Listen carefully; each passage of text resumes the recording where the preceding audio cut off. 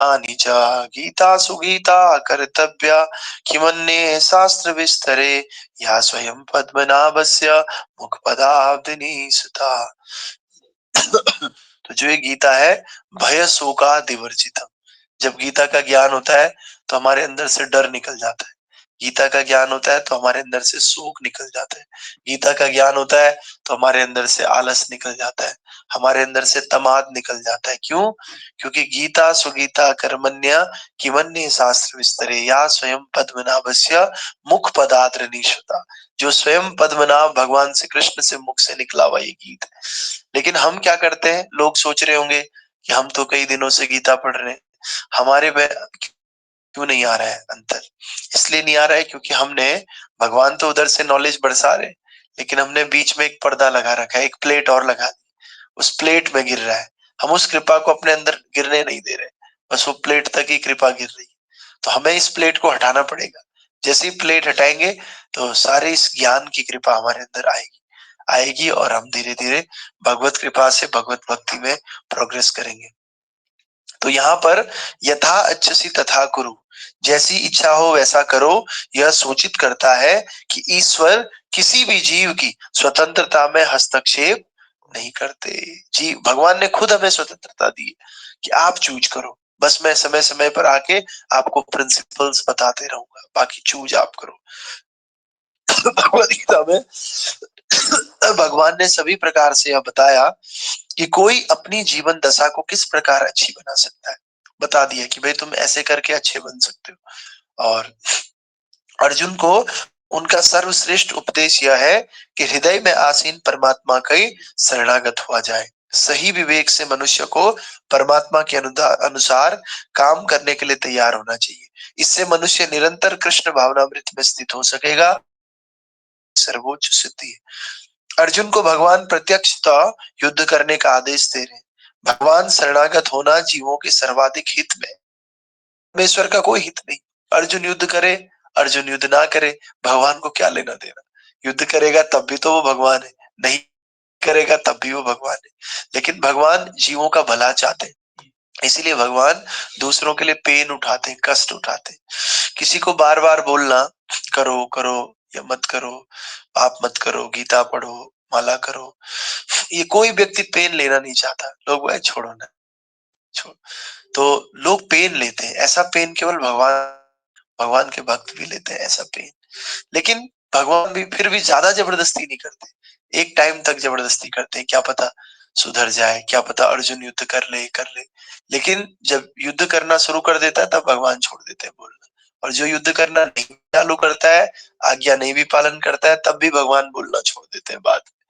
लेकिन इसी प्रकार आगे कह रहे, इसमें परमेश्वर का कोई हित नहीं है। शरणागत होने से पहले जहां तक बुद्धि काम करे, मनुष्य को इस पर मनन करने की पूरी छूट दी जाती है। मनुष्य को बोला जाता है कोई डाउट है तो प्रश्न करो। तो और भगवान के आदेश को स्वीकार करने की यही सर्वोत्तम विधि है। क्या विधि है? पहले दूसरे से सुनो, सुन के उस पर मनन करो, मनन करके कोई डाउट है तो डाउट दूसरे को पूछो, और पूछ करके डाउट क्लियर करके भगवान के शरणागत हो जाओ। फिर कह रहा है ऐसा आदेश कृष्ण के प्रामाणिक प्रतिनिधि स्वरूप गुरु के माध्यम से भी प्राप्त होता है। ऐसे नहीं कि भगवान ही आके हर बार बोलेंगे ये करो, गुरु भी बोल रहा है तो भगवान की वाणी है। भगवान और गुरु में कोई खास अंतर नहीं है, दोनों एक ही बात है।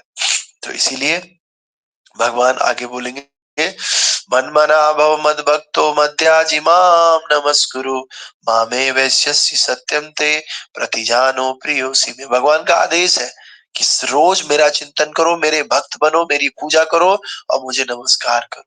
मुझे कल कोई व्यक्ति फोन पे कह रहा था कि भगवान ये थोड़ी बोलता है मुझे प्रणाम करो, भगवान ये थोड़ी बोलता है कि मेरी पूजा करो, ये तो हमने बनाया है। उसको ये श्लोक दिखाना चाहिए गीता में जो भगवान ने लिखा हुआ है। भगवान को उसको बताना चाहिए कि कभी भगवत गीता पढ़ो 18वां अध्याय, और 18वें अध्याय में 65वां श्लोक पढ़ो, 65। वो भगवान ने कहा, मन मना भव मद भक्तो मध्याजिमाम नमस्कुरु मामे वैश्यसि सत्यम ते प्रतिजाने प्रियोसि में। आपने बहुत सारी रील्स भी देखी होंगी या कोटेशंस देखे होंगे, आते रहते हैं, उसमें लिखा रहता है भगवान कृष्ण कहते हैं कि प्रेम तो वो चीज है। कभी कोई कोटेशन आएगा उससे पूछो, कभी तूने भगवत गीता पढ़ी है, ढंग से अगर पूछेंगे, सच अगर पूछेंगे उससे, बोला ना भगवत गीता नहीं पढ़ी। पता नहीं कहाँ कहाँ से ला देते हैं कोटेशन, कुछ ऐसे लिखा ही नहीं। एक कह रहा है गीता में तो बस सार यही है गीता का, दीन दुखियों का भला करो बस, और कुछ नहीं। नर ही नारायण है, नर पूजा ही नारायण पूजा है। हमने 18 चैप्टर क्लियर कर दिए भगवत गीता, लेकिन कहीं नहीं लिखा हुआ है ऐसे नर ही नारायण, कहीं नहीं लिखा हुआ है। कहीं नहीं लिखा हुआ है बस दीन दुखियों की मदद करो। दीन दुखियों की मदद करना अच्छी बात है, हम ये नहीं कह रहे गलत बात है, लेकिन ऐसा कहीं नहीं लिखा हुआ है। गीता को बेस में रखे, ये गीता के बेसिस पे पूरा बिल फाड़ देते हैं कि हाँ भाई गीता में ऐसे लिखा हुआ है, कहीं नहीं लिखा हुआ है ऐसे। हमने पढ़ लिया 18 चैप्टर, मैंने चौथी बार पढ़ लिया, और 12वीं चैप्टर 12 चैप्टर तक हमने पहले पढ़ा था जो ये गीता क्लासेस की, अभी पढ़ लिया पूरा 18 चैप्टर तक। 2 बार तो तुम लोगों ने भी पढ़ लिया, तब भी किसी ने दिखाई नहीं दिया होगा, कहीं सुना ही नहीं दिया होगा। की मदद करो बहुत है, ये अपना काम ढंग से करो वही भक्ति, कर्म ही पूजा है, कहीं नहीं लिखा हुआ गीता में। और नीचे लोग हर बार गीता का उदाहरण देते हैं कि गीता में लिखा हुआ अपना काम बढ़िया से करो बस यही पूजा है, बल्कि उल्टा है। भगवान कह रहे धर्म स्वनिष्ठिता पुंसा विश्वक से न कथा रुचि न उत्पादयते रति श्रम एव ही केवलम। अरे अपना काम करना अच्छी बात है, भगवान साफ साफ कह रहे, लेकिन अपना काम करते हुए परम भगवान में जिसने रुचि पैदा नहीं की, परम भगवान की भक्ति के लिए इंटरेस्ट पैदा नहीं किया, तो श्रम एव ही केवलम, वो केवल गधे के जैसे मेहनत कर रहा है, दूसरा कुछ नहीं कर रहा है। भागवतम 1.2.18 पहले स्कंद का दूसरे अध्याय के सब चैप्टर से, श्रम एव ही केवलम। और लोग बोल रहे हैं कि अपना काम करो, भगवान उल्टा बोल रहे हैं। तो कितनी अज्ञानता समाज में भरी है, कितने लोग इन शास्त्रों के अगेंस्ट बात करते हैं और बहुत विश्वास के साथ बोलते हैं कि हाँ मैंने सुना है गीता में ये लिखा हुआ है। तो इस प्रकार से हमें किसी मनोधर्मियों के, मेंटल स्पेकुलेटर्स के बहकावे में नहीं आना है, हमें गीता पढ़नी है। और इसीलिए जो ये भगवत गीता ज्ञान यज्ञ है, इसीलिए रोज किसी भी हालत में हम भगवत गीता क्लास करते हैं, रोज सुबह भागवतम करते हैं, भले खाना ना बने किसी दिन, भूखा जाना पड़े काम पे, लेकिन भगवत गीता और भागवतम पढ़ना है। जो अज्ञानी लोग हैं वो सोचते होंगे क्या ये छोड़ा भी तो जा सकता है, उसके बढ़िया सफाई कर लो, उससे बढ़िया टाइम पे काम पे पहुंच जाओ, क्या ये करना जरूरी है क्या? नहीं, सच कहे तो ये बहुत जरूरी है, बहुत ही जरूरी है, बहुत जरूरी है। और इतना आवश्यक है कि एक बार को जितना आवश्यक श्वास होता है उतना आवश्यक है, क्योंकि मनुष्य जीवन बहुत दुर्लभ है, ये केवल इसी काम के लिए मिला हुआ है। एक बात मैं बताना चाहूंगा, चलो कल भागवतम क्लास में बताएंगे। संत तुकाराम की बात है, कल भी बता देते हैं, आज भी बता देते हैं। संत तुकाराम जो है महाराष्ट्र के बहुत बड़े संत हुए हैं। तो ये संत का शिष्य एक बार इनके पास आता है, बहुत गुस्सा करता है संत, माला एक नहीं होती ऐसे गुस्सा करता है। तो संत तुकाराम बहुत ही शांत रहते थे, सबके साथ अच्छा व्यवहार करते थे। तो संत तुकाराम इनको बोलते हैं, शिष्य बोलता है कि महाराज आपका स्वभाव इतना अच्छा कैसे, मुझे तो तुरंत गुस्सा आ जाता है, सबके साथ आप अच्छी डीलिंग रखते हो। तो संत तुकाराम कहते हैं ये बात तो ठीक है, लेकिन तू एक हफ्ते में मरने वाला है। क्या बोला? एक हफ्ते में तेरी मौत हो जाएगी। तो इस ये शिष्य बड़ा उदास हो जाता है, एक हफ्ते में मेरी मौत हो जाएगी।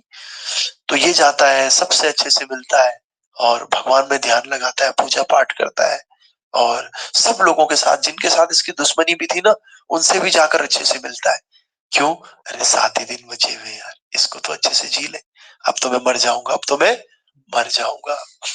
तो जब 7 दिन पूरे हो जाते हैं, तो ये फिर से अपने गुरु के पास आता है, तुकाराम जी के पास, कि थोड़ा सा आशीर्वाद ले लेता हूँ क्या, ले लेता हूँ क्या, कि भाई अब तो मरना ही है कल मुझे। तो बोलता महाराज मुझे आशीर्वाद दे दीजिए, कल तो मुझे मरना ही है। तो संत तुकाराम बोलते वो तो ठीक है, पर तू बता इस एक हफ्ते में तूने किसी को अपशब्द बोला? बोला अरे नहीं, क्यों बोलूंगा। अच्छा, इस एक हफ्ते में किसी पे गुस्सा किया? बोला नहीं। इस हफ्ते में कभी ऐसा मन हुआ कि पूजा पाठ ना करे, भगवान की भक्ति ना करे? बोला नहीं, और अच्छे से किया मैंने। बोला अच्छा, तो ऐसा क्यों, क्यों नहीं तूने अपशब्द बोले किसी को? बोलता अरे 7 दिन बचे हुए हैं, पता नहीं कब टाइम खत्म हो जाए और मैं अपशब्द बोलूंगा क्या। तो संत तुकाराम बोले, बस यही कारण है मेरे खुश रहने का, यही कारण है मेरे सबसे अच्छा स्वभाव करने का। तेरे पास तो फिर भी 7 दिन थे, हमें तो पता ही नहीं हम कब चले जाएंगे, हमारी मृत्यु कब आएगी। तो जब हमें पता ही नहीं, हमारा जीवन इतना थोड़ा है, तो हम फालतू के कामों में क्यों वेस्ट करें इस जीवन को, क्यों किसी के साथ गप मारे, क्यों किसी को हम अपशब्द बोले, क्यों किसी के साथ लड़ाई करें। क्यों ना इस जीवन को हम भगवत चिंतन में लगाए। तो मैं रोज यही सोचता हूँ, तुकाराम कहते हैं हफ्ते में 7 ही दिन होते हैं, Sunday Monday Tuesday Wednesday Thursday Friday Saturday और अगेन संडे। 7 दिन, इन्हीं 7 दिनों में से हमारा शरीर छूटना है। तो पता नहीं कब हमारा शरीर छूटेगा, हमें नहीं पता। हमारे पास भी 7 ही दिन है और उसके पास भी 7 ही दिन थे। तो इन 7 ही दिनों में हम कब खत्म हो जाएंगे, और इस छोटे से समय का यूज अगर हम बकवास करने में करें, फालतू के काम करने में करें, तो फिर कैसे चलेगा। इसीलिए हम सबको ये बात ध्यान रखनी चाहिए। तो इसलिए महाराज कहते हैं, दो बातन को भूल मत, जो चाहत कल्याण, नारायण एक मौत को, दूजे श्री भगवान। हमेशा अगर हम अपना कल्याण चाहते हैं तो अपनी मौत को याद करें कि मौत, कभी आप बुरा काम नहीं कर पाओगे, कभी टाइम वेस्ट नहीं कर पाओगे, जैसे ही पता चलेगा मौत आने वाली है। और मौत आने के बाद भगवान को भी याद करना है, क्योंकि अगर मौत आने से में डर लगेगा, उस डर में भगवान को याद करें तो फायदा है, खाली डर के कोई फायदा नहीं। तो भगवान को याद करते रहे और अपनी मौत को याद करते रहे। तो आया था दुनिया में कुछ पाने के लिए, आया था दुनिया में कुछ पाने के लिए, श्वास श्वास में गोविंद के गुण गाने के लिए, श्वास श्वास में गोविंद के गुण गाने के लिए, तेरी हीरे जैसी श्वासा जाता जाए रे, तेरी हीरे जैसी श्वासा श्वासों में मरता जाए रे। तो हमारी जो सांस है ना, एक एक सांस ये हीरे के बराबर कीमती है कि नहीं। बहुत कीमती है, इसका मिसयूज नहीं करना चाहिए। पता नहीं छोटा सा जीवन कब खत्म हो जाए, और इस जीवन को खाने पीने सोने में, इलिसिट सेक्स करने में या उल्टे सीधे काम करने में लगाएंगे, तो फिर क्या फायदा इस जीवन का, कोई फायदा नहीं। तो सब लोगों से रिक्वेस्ट है, इसी प्रकार से मनुष्य जीवन का लाभ उठाए, सुबह उठे, भागवतम क्लास में आ जाए। बहुत लेट का टाइम हमने कर रखा है, 6:45 7 बजे, 6:45 शुरू होती है क्लास। तो सब लोग आए और आकर के भागवतम का, क्योंकि सुबह अगर अच्छा होगा तो पूरा दिन अच्छा जाएगा। मंगल आरती करेंगे, भागवत के श्लोक से दिन को शुरू करेंगे तो पूरा दिन अच्छा जाता है। फिर शाम को भगवत गीता पढ़े।